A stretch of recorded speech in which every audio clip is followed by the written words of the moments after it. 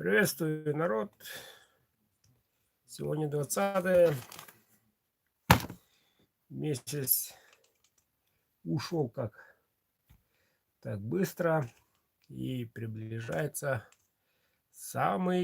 один из самых быстрых по темпу, по развитию и во всех смыслах этого слова декабрь. Не успеваем вступить декабрь, Новый год. И еще одним таким месяцем является месяц май. Особенно в Якутии. Уже 1 мая снег, лужа. В конце мая летом вовсю приходит. Но это, впрочем, к слову. Сегодня 20:00 разыграем. Пожалуйста, будьте добры, примите участие. Смотрите. И участников 43. Ну, сколько есть, столько есть. Ничего не можем делать. Участники это вы. Ну, как считаете нужным, так и есть. И в эфире у меня будет еще пару информаций. Если забуду, напомните. Достанем билетики. Через часик-другой начну уже распечатку. Но у вас еще есть время буквально 3 часа. Если хотите участвовать. Вот. И сегодня тоже продолжается лед изготавливать. Надо его как-то привести до дому, до адресата. Ну, сейчас вот машину жду. Сейчас приедет. Поеду за льдом. Итак, 43. У вас 3 часа. Потом уже будет поздно. Но если опоздаете, то не страшно. 20 декабря намечается праздник. Праздник во всех смыслах этого слова. Год как эта идея, год как этот проект существует.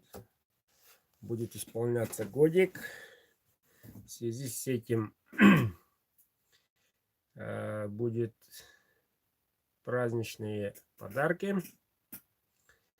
И поговорюсь, немножко поспешу.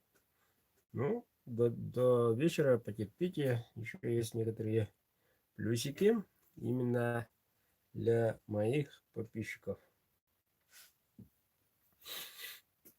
Вот так вот. А так, перепроверял. В принципе, все нормально. Номера все целые. Так, ну, и рекорды немало.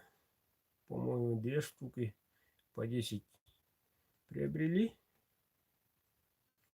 Вот, интерес хороший, надо сказать. И остальные по одному. И в преддверии Нового года как раз зима начинается с Якутии. Через недельку, еще 3 сутки объявим зиму. Если Якутия объявит зиму, то и вся Россия наступит к зиме.